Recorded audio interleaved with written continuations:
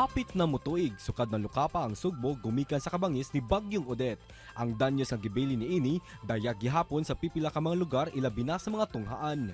Usa sa mga tunghaan nga nagrabihan mao ang Don Bosco Technical College dinhi sa Dakbayan sa Sugbo. Subay sa pagbukas sa klase o pagtugot sa limited face-to-face classes, aminado ang ilang tunghaan nga aduna paghihapoy mga edipisyo nga wala pa mapaayom-ayom. Busa may organisar sila og mga fundraising event aron sa pagtubag sa kinahanglan niini pinaagi sa pagpasundayag sa talento sa nabantog nga Philippine Magical Singers. Karong buntaga, atong sayran ang kinatibok ang detalye niini dinhi lang sa GMA Regional TV Live. Fundraising event ang atong sayran karong buntaga nga giorganisar sa Don Bosco Technical College. Sayran ta ang ilang tinguha pinaagi sa ilang director sa Don Bosco Technical College, Father Randy Figuracion. Mayong buntag, maupay nga aga, Father Randy, ug welcome sa GMA Regional TV Live. Kindly greet all our Kapuso viewers. Good morning, everyone. Good morning sa mga nagtanaw, mga viewers sa GMA Regional TV Live. Una sa tanan, kumusta ang inyong eskwelahan, Father, karon human sa daghang hagit nga naagian sa Dakbayan sa Sugbo?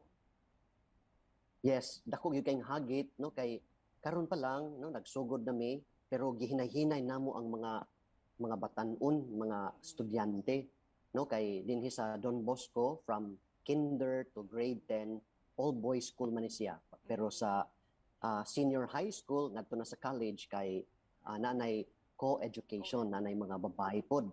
No nya dako kayong hagit no kay gi-orient bitaw nato ang atong mga estudyante kay murag for 2 years murag wa na sila maanad.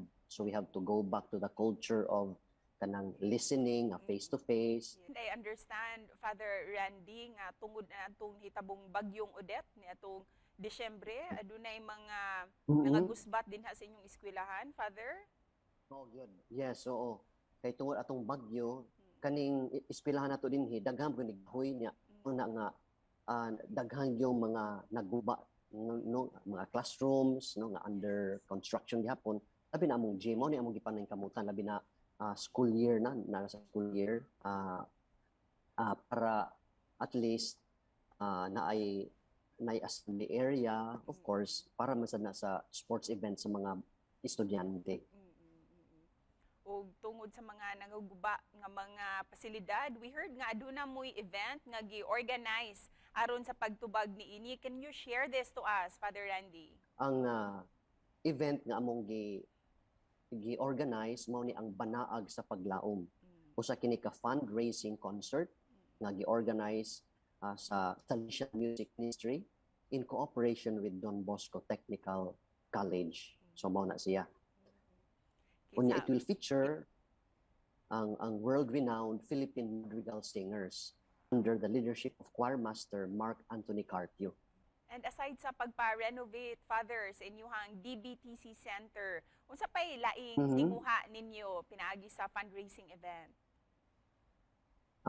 Aside from that, no, restoration of reconstruction sa gymnasium, alang po ni sa poor but deserving students no, sa Don Bosco Technical College. Busa, Father, unsa may mga angeng atangan sa mga gustong mutan-aw sa maong fundraising event?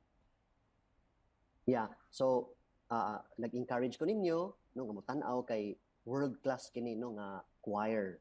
Unya malingaw ta at the same time no kanang makapaminaw tag nindot kaayo very cultured nga programa. Sa concert title pa lang, Banaag sa Paglaom. Unsay mensahe nga gusto ninyong ipaabot niini, Father Randy? Kay Banaag no sa ako pa nga understand ani nga kay kini Banaag sa Paglaom dinhi sa Cebu, part ni siya sa kanang ongoing tour of the Philippines sa UP Madrigal Singers no nya. Cebu ang ilang napilian pod no nga moanhi sila. So they collaborated with us. Ang Banaag buot pa sabot no nga mura bitaw mo shine ka, mura ka mo sidlak. So mo na ang meaning sa paglaom. So murag na ay something like hope ang paglaom, ang mensahe. Ug isipan na po, Father, usay mensahe nimo para sa ato ang mga kapuso nga nagtan-aw nato karong buntaga? mga kapuso sa lain-laing parte no diri sa Visayas. Thank you kayo sa inyong pagpaminaw. Unya suporta imi no, sa inyong pag-ampo pod no nga maayo ra ang panahon. Unya labaw sa tanan no nga among makabot ang katuyuan no niini maong programa. O Godspeed sa maong kalihukan. Father Randy, daghang salamat sa imuhang oras, Father.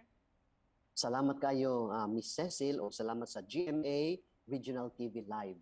Nining higayon no nga makahinabi ko ninyo og akong presentar no ang among programa, ang fundraising concert sa UP Madrigal, Philippine Madrigal Singers. Daghang salamat usab, Father Randy. Mayong buntag. Mayong buntag.